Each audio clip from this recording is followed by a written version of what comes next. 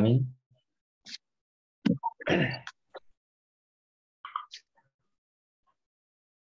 Salatu wassalamu ala ashrafil anbiya'i wal mursalin Sayyidina Muhammadin wa ala alihi wa sahbihi ajma'in. Wa ba'd, kita lanjutkan pembacaan kitab takribnya. Terakhir kita menyelesaikan kitab zakah, kemudian kita masuk ke kitab siyam. Qala al-musannif rahimahullahu ta'ala wa tayyaba tharahu wa ja'ala jannata mathwah wa nafa'ana Allahu bi ulumihi fid dharain amin. Kitab siyam. Qala al-musannif syara'itu wa syara'itu wujubis siyam. Salah satu asya. Al-Islam wal bulugh wal aqlu wal qudratu ala shaum. Yang pertama, musannif Al-Imam Abu Syuja' mengatakan dan wa syara'itu wujubis siyam. Salah satu asya. Syarat wajib puasa itu ada 3 hal. Yang pertama adalah al-Islam, kemudian yang kedua adalah wal bulugh, yaitu balik. Kemudian yang ketiga adalah al-aqlu. Nah, kemudian wal qudratu ala shaum di sini tambahan. Ya, beliau menyebutkan 3 tadi. Kemudian di dalam nuskhah yang lainnya disebutkan ada 4, yaitu wal qudratu ala shaum. Ya. Sebagian hanya menyebutkan 3 sampai al-aqlu saja. Tapi yang tepat adalah sampai 4 ya. Ya, jadi sebelum kita masuk ke syaratnya, maka kita berikan pengertian dulu tentang asyam. As-shaum atau asyam secara bahasa adalah artinya al-imsak, yaitu al-imsak anis syai', jadi menahan dari sesuatu. Itu arti dari secara bahasa dari puasa.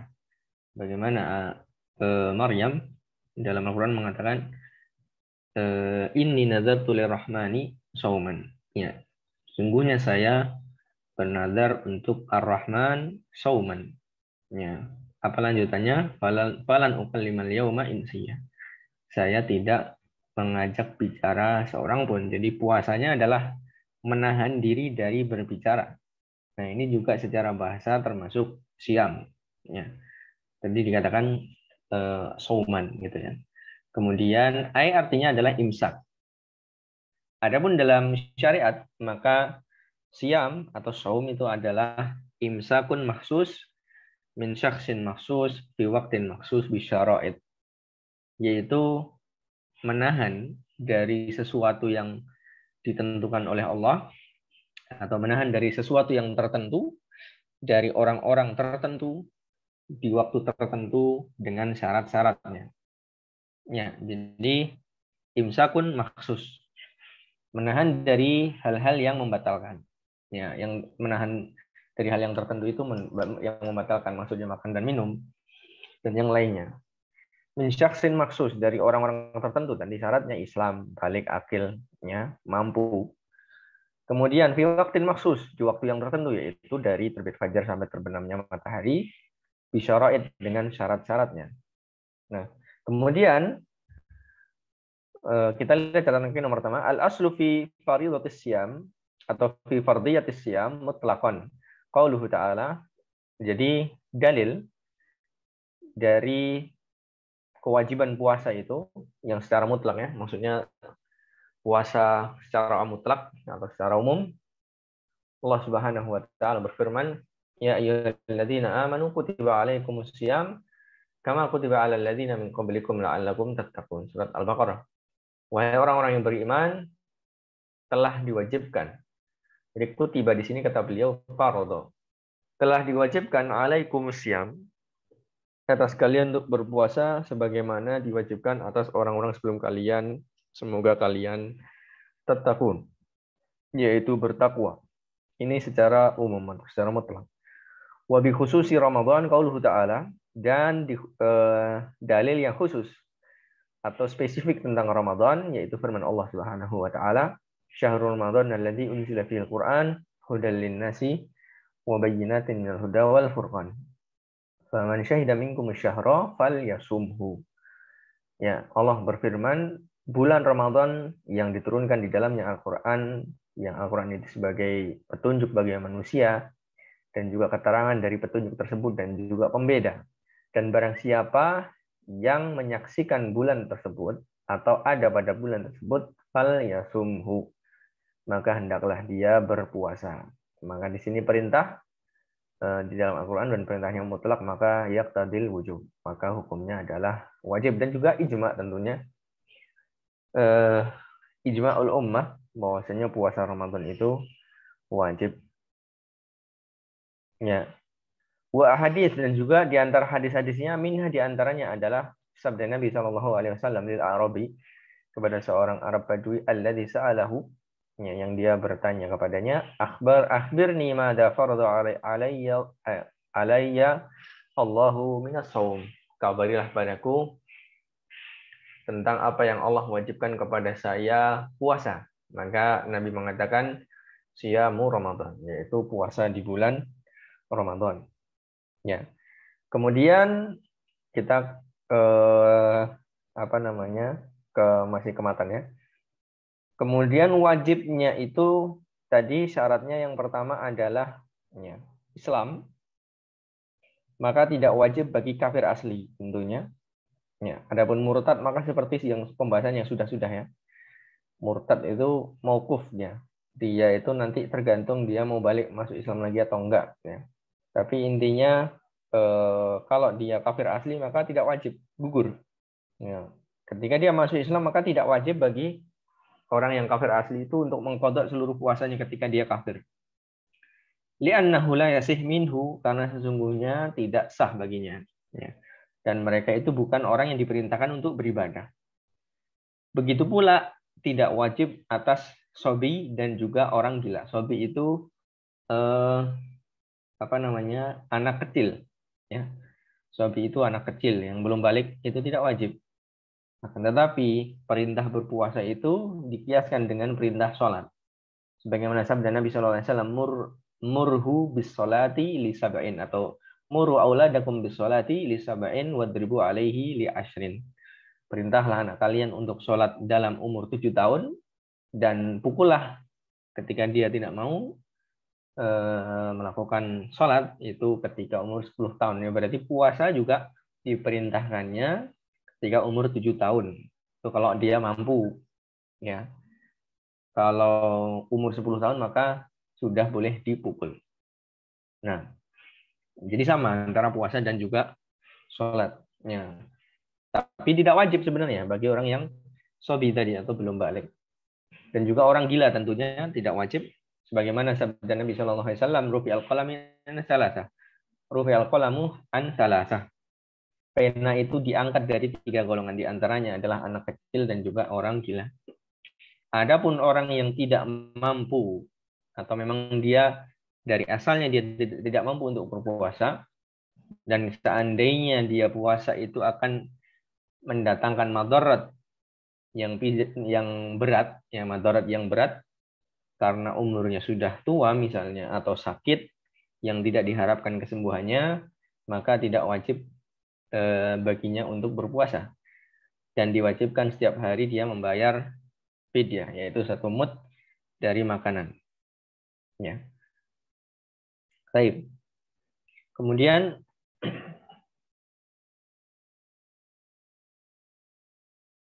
ya, baik. Ada pertanyaan dari Akjabar. Kita akhirkan atau kita jawab ini? Kita lanjutkan juga, nanti kita baca di akhir. Sekalian kemarin kita bahas tentang sisa tentang zakat fitrah, kemarin masih ada yang belum saya terangkan pertanyaannya. Baik. Sampai mana tadi? Kita lanjutkan sekarang al-Islam. Jadi orang yang non muslim itu dia tidak diperintahkan muthalabatan di dunia. Ya. Jadi di dunia dia tidak diperintah untuk beribadah. Nah, kecuali adalah orang kafir yang memiliki atau yang dia sebagai wali dan dia memiliki tanggungan muslim atau memberi nafkah muslimah misalnya, atau muslim atau punya budak muslimah, maka itu ada pendapat ulama yang mewajibkan mereka untuk bayar zakat fitrah. Ya. Akan tetapi ibadah yang lainnya maka tidak diperintahkan. Kenapa zakat fitrah diperintahkan? Karena itu zakat itu bukan zakat dirinya, tapi zakat orang yang ditanggungnya. Jadi dia tidak berpahala. Dan mereka ketika di akhirat itu dituntut atas tidak sholatnya mereka. Walaupun mereka kafir, nah, yang rajih, pendapat yang rajih, itu mereka tetap berdosa karena mereka tidak sholat. Ya, jadi kezaliman seorang kafir itu, walaupun dia melakukan kezaliman yang paling besar yaitu kufur, akan tetapi ketika zalimannya di dunia itu lebih berat, maka siksanya tentu lebih berat. Gitu ya. Jadi ada tingkatannya pun, kafir pun ada tingkatannya. Ya, baik, kita lanjutkan ya. Kemudian kita lanjutkan balik sudah. Kemudian wal aqlu, kemudian berakal. Boleh kita lihat catatan kaki nomor 2.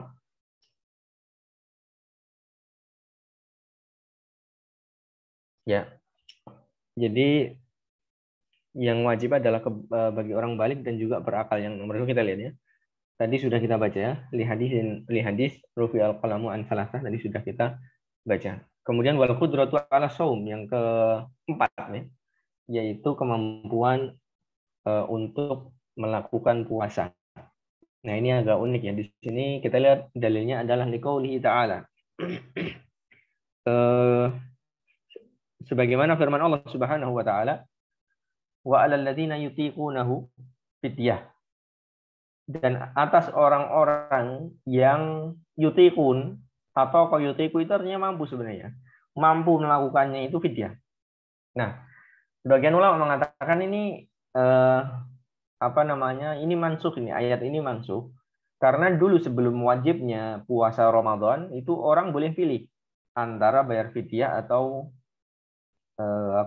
atau puasa ya, karena belum wajib ya, belum diwajibkan puasa Ramadan itu. Tapi ada juga sebagian mufassir menafsirkan seperti Ibnu Abbas. Di sini kita lihat ya, ini dikuatkan oleh Al-Bukhari di sini. Al-Baqarah 184 ya. Wa quri'a yutawwaqunahu ya. Dan dibaca yutawwaqunahu ay yukallafunahu fala yutiqun. Ya, bacanya bukan yutiqun tapi yutawwaqun. Yutawwaqun itu seperti dibebani supaya dia mampu gitu. Maksudnya dibebani supaya mampu. Fala yutiqun, padahal dia tidak mampu. Ya. Makanya diriwayatkan Imam Bukhari dari Atha. Sami Ibnu Abbas yaqra. Atha mendengar Ibnu Abbas membaca ayat ini, yaitu beliau membacanya begini. Wa 'alal ladzina yutawwaqunahu fidyatun ta'amu miskin. Jadi tidak dibayar yutiqunahu tapi yutawwaqunahu fidyatun ta'amu miskin. Ibnu Abbas membacanya yutawwaqun. Ya, qala Ibnu Abbas, berkata Ibnu Abbas, laisat bimansukhah. Nah, ini ayat ini tidak mansukh. Kalau dibaca yutiqunahu artinya adalah bagi orang yang mampu puasa maka boleh bayar fidyah, itu tidak sesuai dengan dengan yang diamalkan, maka mansukh itu. Kalau seperti itu ya. Maksudnya kalau dibaca yutiqunahu itu mansukh. Ya. Tapi kalau Ibnu Abbas membaca yutawwaqunahu, beliau mengatakan laisat bimansukhah. Ini tidak mansukh. Kenapa? Karena yang dimaksud ayat ini adalah huwa syaikhul kabir wal mar'atul kabira. Ini adalah orang tua laki-laki atau orang tua perempuan la yastati'ani an yasuma. Ya, mereka berdua itu tidak mampu untuk berpuasa. Geser ke bawah.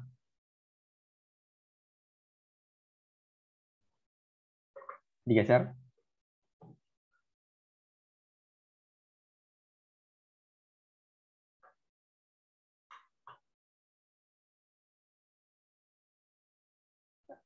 Ya.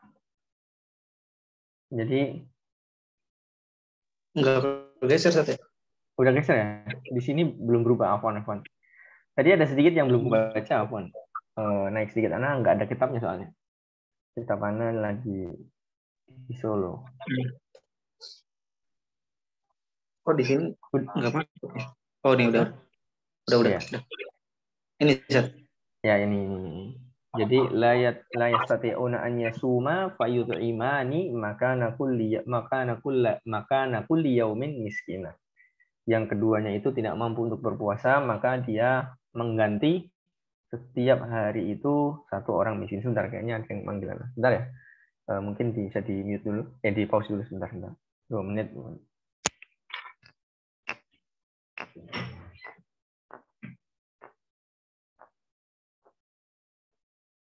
Kita lanjutkan. Ya.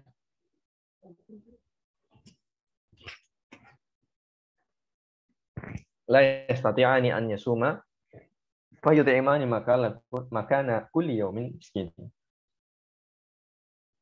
Jadi dia membayar fidyah setiap hari satu orang miskin. Ya. Baik, kita ke bawah sekarang.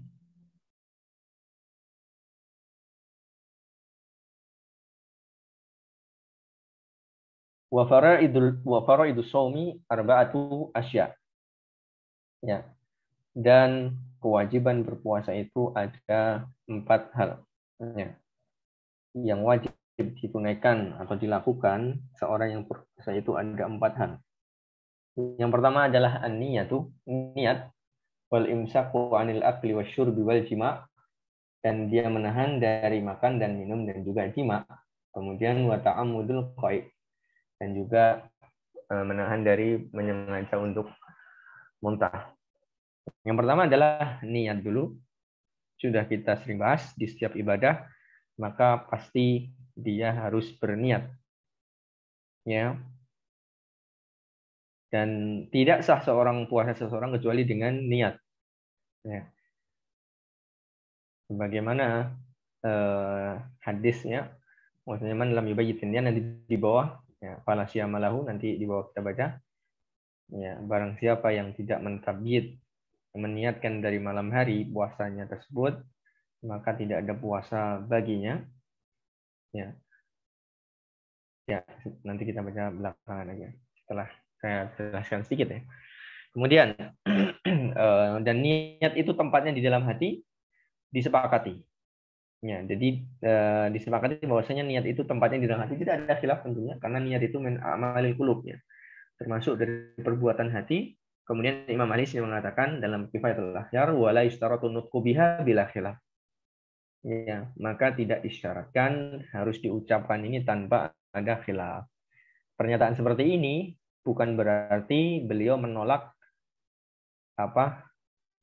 al-lafdu atau an-nutqu binniyah, tidak. Tapi beliau mengatakan tidak disyaratkan harus diucapkan, gitu ya. Jadi tidak disyaratkan harus diucapkan. Jadi nawaitu shauma ghadin an adai fardhi syahri Ramadan lillahi ta'ala itu tidak wajib, dan itu disepakati oleh para ulama. Bahkan ulama Syafi'iyah. Ya, itu tidak wajib bila khilaf. Dan diwajibkan niat pada setiap malamnya. Ya, jadi setiap malam dia harus berniat. Karena setiap hari itu ibadahnya beda-beda dengan hari yang lain.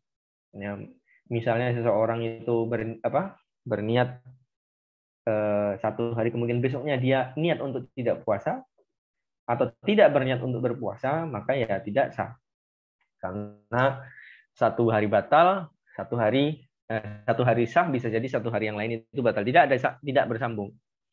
Kalau seandainya seseorang itu meniatkan sebulan penuh full, maka yang paling sah itu yang sahnya itu hanya di hari awal saja. Ini menurut Mu'tamad dalam mazhab Syafi'i, yang menghikayatkan adalah Imam Al-Hisni dalam kitab Kifayah. Jadi ketika dia meniatkan 1 bulan full, maka yang hari keduanya dia wajib niat lagi, karena yang sah hanya hari pertama saja. Dan dia wajib untuk menentukan niat fardiyah. Maksudnya Ramadannya itu harus diniatkan, gitu ya. Jadi nggak boleh siam mutlak. Saya niat puasa titik. Nah, itu tidak boleh. Ya, dia harus meniatkan itu adalah puasa fard atau puasa wajib. Ya, dan juga dia harus menyiapkannya pada malam hari, dan setelah niat tidak mengapa dia untuk berjima atau makan dan minum, itu tidak masalah. Ya, kalau seandainya dia berniat bersama dengan terbitnya fajar, maka dia tidak sah. Jadi kalau sebelum terbitnya fajar itu sah, karena itu dianggap tabyid, karena dia masih malam harinya.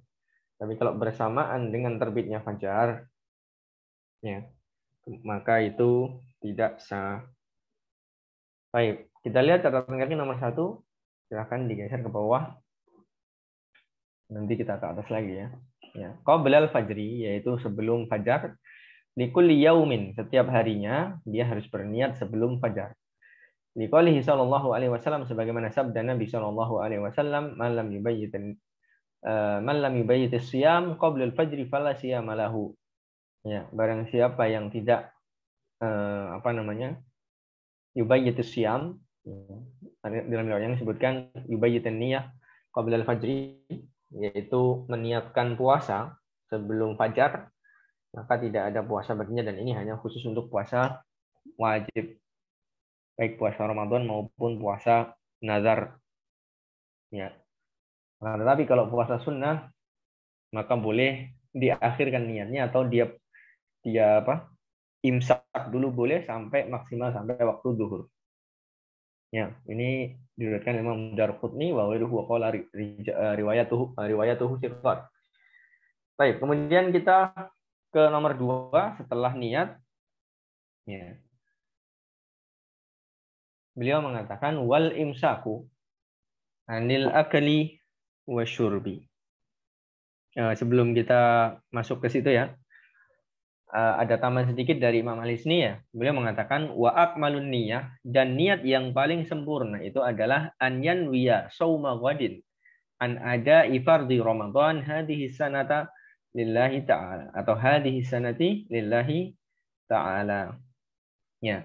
Yang paling bagus atau yang paling sempurna niat itu adalah dia berniat puasa pada esok harinya, yaitu setelah tabyid tadi, yaitu dengan berniat menunaikan kewajiban Ramadan tahun ini lillahi ta'ala. Nah, itu adalah kata beliau akmalun niyati an yanwiya shauma ghadin an ada'i fardhi Ramadan hadhihi sanah lillahi ta'ala.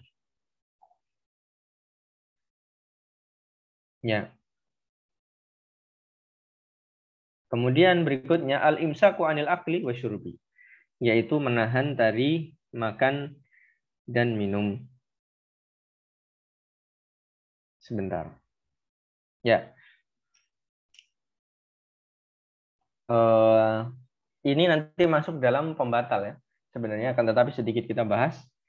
Jadi bahwasanya bagi orang yang berpuasa itu dia wajib untuk menahan dari pembatalnya. Ya, di antaranya adalah makan dan minum. Walaupun sedikit ya, kalau dia disengaja maka itu membatalkan. Sebagaimana juga hal-hal yang semakna dengan makan dan minum. Ya. Ya, jadi yang semakna dengan makan dan minum. Begitu pula yang membatalkan adalah hal-hal yang masuk ya, ke dalam ain wassalat minadh dhahiri ilal batin fi manfadin maftuhan qasdin ma'adzikri shaum. Ya, jadi hal-hal yang sengaja dimasukkan dari manfaat maftuh, yaitu saluran lubang yang kita miliki, ya, lubang dari perencernakan kita. Ya, ketika lubang itu menyalurkan ke batin, yaitu ke dalam perut kita, maka dia itu mufattir, yaitu bisa membatalkan. Ada ain yang masuk, ada benda yang masuk, padahal dia itu ingat bahwasanya dia itu puasa. Ya. Ingat bahwasanya dia itu puasa, kemudian dia memasukkan dengan sengaja benda ke dalam manfaatin maftuh tadi, ya, yaitu rongga yang terbuka, ya, yang menuju pencernakan tentunya, dan juga dan kawan-kawannya, ya, ma'aqasdin ma'adzikris shaum, dengan sengaja dan dia ingat bahwasanya dia sedang berpuasa. Maka yang seperti ini adalah pembatal ya. Itu dobitnya. Nah, kemudian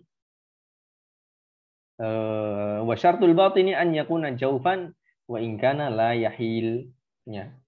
Dan syarat yang masuk itu ke dalam rongga tadi an yakuna jaufan wa in kana la yahil, ya. Dia itu adalah jauf, yaitu rongga, ya, walaupun dia itu tidak la yahil, artinya tidak bersenyawa ya.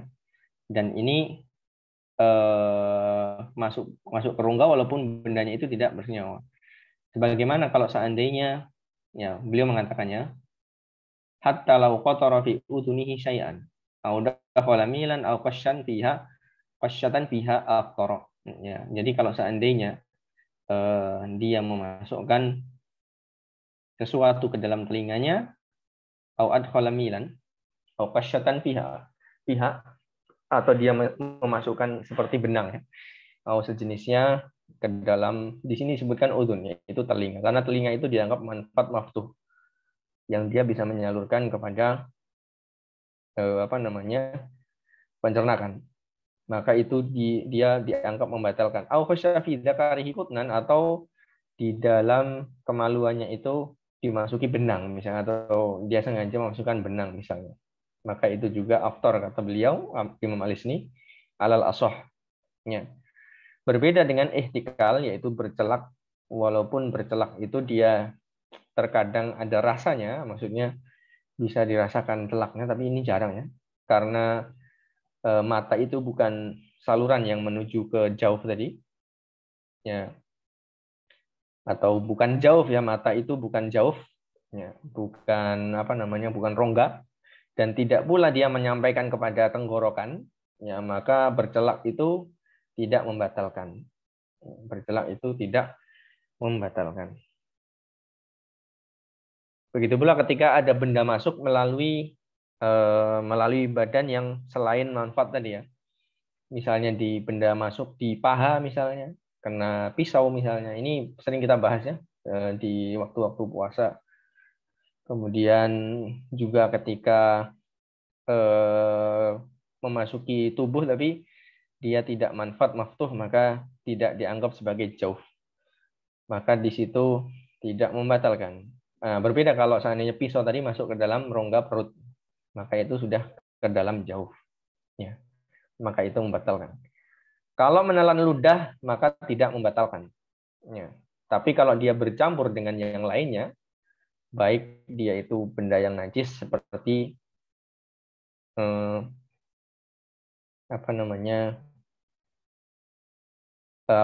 darah darah yang ada di gusinya, ya. Tapi kalau dia tidak bercampur dengan yang lainnya, maka boleh ditelan atau tidak membatalkan. Tapi kalau dia bercampur, baik dia benda yang najis seperti darah atau suci, misalnya dia menjilat menjilat benang untuk dimasukkan ke dalam jarum, kemudian benangnya itu ternyata warnanya nempel di dalam di dalam lidah misalnya, kemudian ditelan, ya itu kan suci, ya. Atau yang gusinya berdarah tadi kemudian ditelan, itu najis, ya, darah itu najis dalam mazhab Syafi'i, ya, maka yang seperti itu bisa membatalkan kalau dia sengaja. Jadi beliau mengatakan fa innahu yufattir bila khilaf. Jadi wa taghayyur berdam, dan akhirnya air ludah itu berubah menjadi warna darah kemudian ditelan, maka itu mufattir, itu membatalkan. Ya, tapi kalau seandainya dikeluarkan ludahnya, dikeluarkan kemudian sudah putih, sudah bersih, nah baru ditelan, udah nggak ada rasanya. Nah, ini ada perbedaan pendapat. Tapi yang rajih maka jangan ditelan ya, karena itu kalau dalam mazhab Syafi'i itu najis ya, jadi ya harus berkumur dulu. Kumur-kumur baru mulutnya suci. Ya itu baru boleh ditelan lagi gitu lah. Ini seperti itu. Jadi dalam mazhab Syafi'i yang utama bahwasanya darah itu najis walaupun dia darah gusi. Ya, ketika dia gusinya berdarah maka dikeluarkan, dan dia untuk mensucikan mulutnya maka dia kumur-kumur. Ya. Kemudian juga nanti banyak hal kita bahas di tempatnya, yaitu di faktir setelah ini. Faktir yaitu yang membatalkan puasa. Berikutnya yang sebelum kita masuk, silakan digeser ke catatan kaki nomor 2 dulu. Ya, dan catatan kaki nomor 2. Beliau mengatakan liqaulihi ta'ala. Sebagaimana sabda firman Allah Subhanahu wa taala, Kulu washrabu hatta yatabayyana lakumul khaytul abyadu minal khaytil aswadi minal fajri tsumma atimus siyama ilal lail. Makanlah dan minumlah ya sampai terang bagi kalian al khaytul abyadu minal khaytil aswadi minal fajr. Ya, telah terang bagi kalian atau telah jelas bagi kalian benang putih atas benang merah. Atas benang hitam. Maksudnya benang hitam jelas ya dari benang putih. Nanti maksudnya apa kita lihat ya. Minal fajri dari fajar. Summa atimus siyama ilal lail. Kemudian sempurnakanlah puasa sampai malam hari. Wala tubashiruhunna wa antum aqifuna fil masajid. Dan janganlah kalian ya tubashiruhunna yaitu mubasyarah ya artinya di sini jima tapi ya. Mubasyarah di sini artinya jima.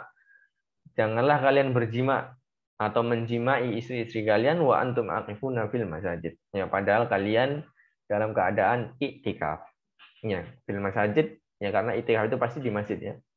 Jadi bukan berarti jimaknya di masjid tapi maksudnya dalam keadaan iktikaf. Yang iktikaf itu tentunya di masjid. Ya, maka Syekh Al-Bughawi menerangkan al-khaytul abyad artinya adalah dau'un nahar, yaitu cahaya siang. Wal khaytul aswad dan khaytul aswad yaitu benang hitam. Kalau khaytul abyad tadi benang putih itu siang, benang hitam itu adalah dulmatul lail, yaitu gelapnya malam. Al fajru artinya adalah fajar adalah dau'un yatla'u mu'taridan fil ufuq. Jadi ada sinar atau cahaya yang muncul itu melintang di ufuk. Yantahi bitulu'ihi al-lailu wa yabda'un nahar. Yang selesai dengan terbitnya itu malam, maksudnya malam itu selesai dengan terbitnya fajar, wa yabda'un nahar, dan dimulainya siang hari atau dimulainya pagi hari. Kemudian tubashiru artinya tujami'u. Tubashiruhunna artinya tujami'uhunna. Ya. Artinya berjima, kemudian akifun artinya wa antum fi halil i'tikaf. Ya. Jadi wala tubashiruhunna wa antum akifuna fil masajid. Ya, maksudnya wala tujami'uhunna fi halikum atau inda i'tikafikum atau fi hali i'tikafikum. Gitu ya. Jadi dalam keadaan i'tikaf maka tidak boleh berhubungan suami istri. Baik, kita ke atas lagi. Ya. Sebelum kita ke atas kita mukafir kita mungkin akhirkan sebenarnya kita baca pertanyaan dulu tadi dari Akjabar tadi ya. Jadi intinya Ustaz berarti yang utama menurut Syafi'iyah bahwa orang kafir tidak terkena khitab syar'iyyah. Nah, khitab fid dunya itu yang rajih menurut jumhur ya. Jadi khitab fid dunya itu ya disepakati bahwasanya orang kafir itu tidak diperintahkan ya tentunya. Tapi mereka apakah tidak dikhitab di akhirat? Maka jawabannya mereka kena khitab mutolabatan fil akhirah. Ya. Ini menurut pendapat Syafi'iyah dan ini yang kuat. Jadi orang kafir itu mereka di dunia tidak ya mereka itu tidak tidak diminta untuk melakukan syariat, tetapi di akhirat dia itu diadab karena meninggalkan syariat. Ya, sudah sering kita ulang ya. Tadi belum dibahas tentang terkait kafir yang murtad. Iya, murtad itu mauquf, dia itu berhenti. Maksudnya apa? Murtadnya kalau nggak balik ke Islam ya sudah hilang. Maksudnya hilang itu tidak diminta puasa tapi di kisos ya, bukan di kisos ya, dihukum dengan hukumnya murtad. Tapi kalau dia murtad kemudian masuk Islam lagi, maka di hal riddah di situ dia dia membayarnya. Ya, dia berhutang. Dalam keadaan murtad dia berhutang. Kalau dia balik lagi gitu ya. Tapi kalau nggak balik lagi ya udah, berarti dia sudah dianggap kafir dan hukuman murtad adalah hukum dihukum di kisos ya, dibunuh. Tanya lagi Ustaz, tadi dibilang kalau berniat bersamaan dengan terbitnya fajar berarti puasanya tidak sah. Apakah alasannya karena Nabi memerintahkan untuk berniat di malam hari? Karena kalau tidak salah dalam mazhab Syafi'i niat itu harus bersama ibadah. Karena dia rukun dan puasa baru mulai ketika terbit fajar. Iya. Apakah alasannya karena Nabi? Iya. Karena man lam yubayyitin niyah tadi, barang siapa yang atau malam yubaitis siam dalam riwayat yang lain disebutkan siapa yang tidak meniatkan pada malam hari fala siyamalahu, maka tidak ada puasa baginya. Ini khusus untuk puasa wajib ya. Karena dalam puasa sunnah Nabi pernah diriwayatkan ketika pagi hari Aisyah ditanya, hal indaki syai', apakah kamu punya sesuatu makanan maksudnya? Kemudian kata Aisyah tidak ada. Kemudian kata Nabi SAW, fa'idan inni sha'im. Ya, fa'idan anni sha'im. Maka kalau begitu saya puasa. Nah, ini menunjukkan Nabi SAW itu tidak berniat. Maksudnya niatnya mu'allaq. Niatnya mu'allaq ala wujud ta'am. Ya, in wajada ta'am fala yasum. Wa in kana la yujad fayasum gitu ya. Jadi kalau seandainya niat itu mu'allaq, niat itu enggak jazim. Niat itu enggak jazim. Niat mu'allaq itu enggak jazim. Itu enggak sah niatnya. Maka dianggap tidak berniat. Ya. Maka dianggap tidak berniat. Kalau dia tidak berniat, kok dia lanjutkan puasanya, berarti boleh.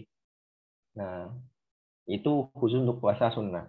Terus, kapan batasannya? Tentunya ada batasannya, yaitu sampai duhur ya, sebelum duhur. Kalau dia tidak melakukan pembatal sampai sebelum duhur, kemudian dia mau niat puasa, setelah itu dia niat puasa, maka boleh.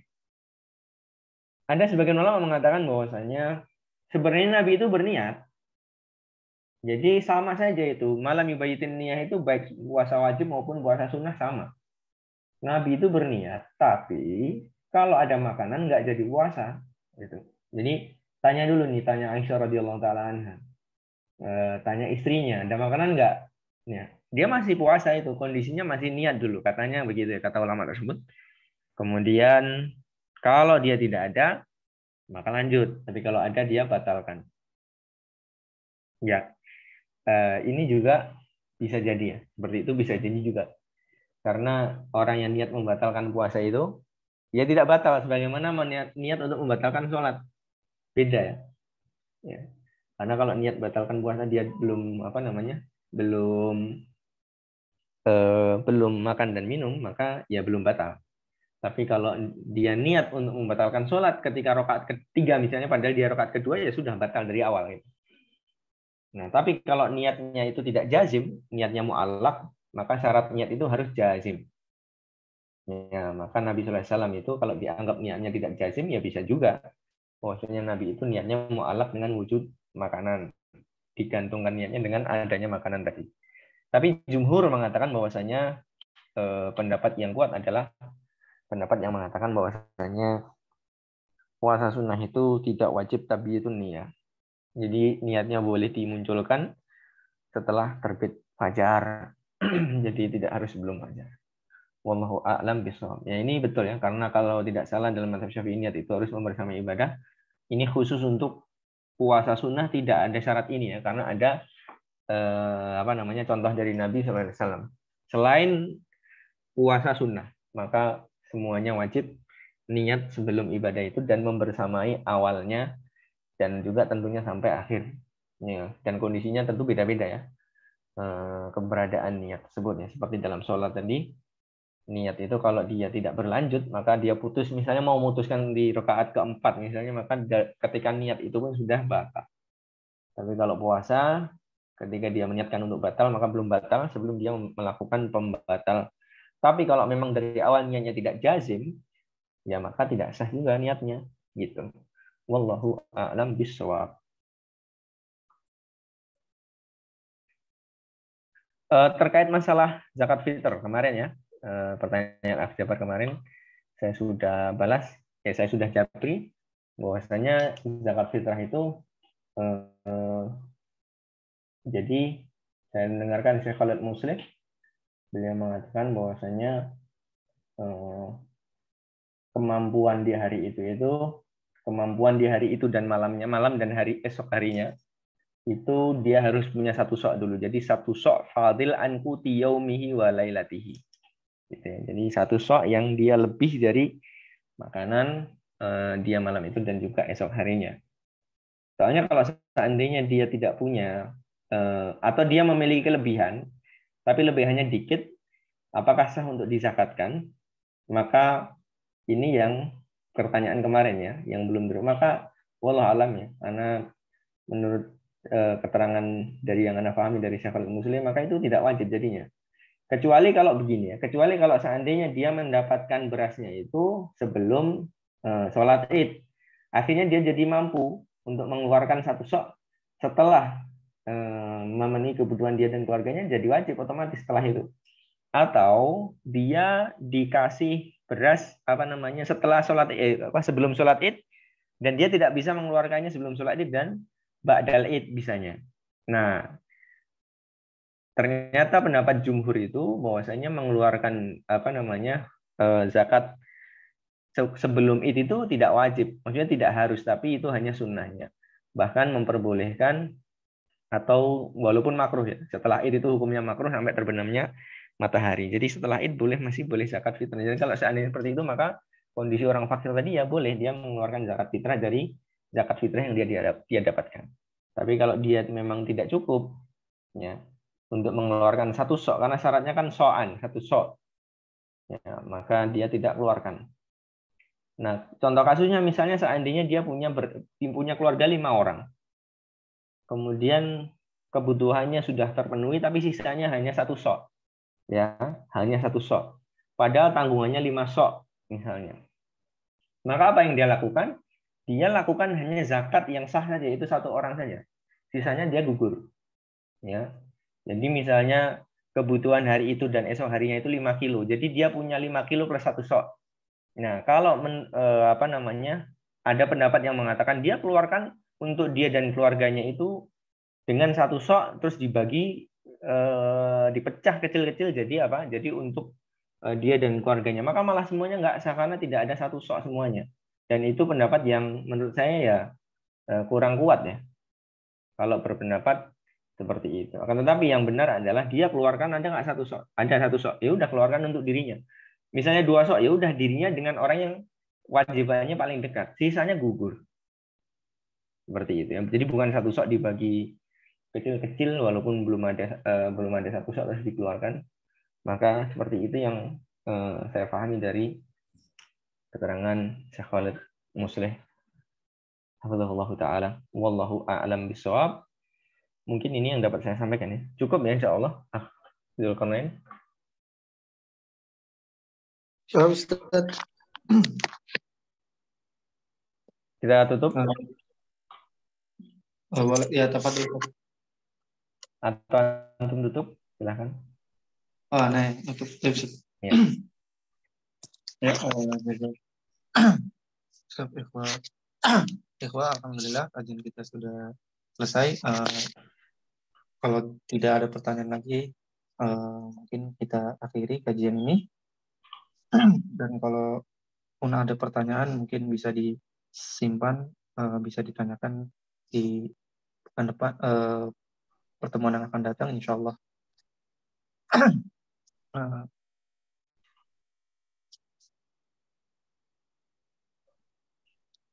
Dan kita akhiri kajian kita pada malam hari dengan menutupnya dengan doa kafaratul majelis. Subhanallahumma wa bihamdika asyhadu an la ilaha illa anta astaghfiruka wa atubu ilaik. Jazakumullah khairan Ustaz Imron yang telah memberikan materinya, dan teman-teman yang sudah hadir, kami tutup dengan Assalamualaikum warahmatullahi wabarakatuh.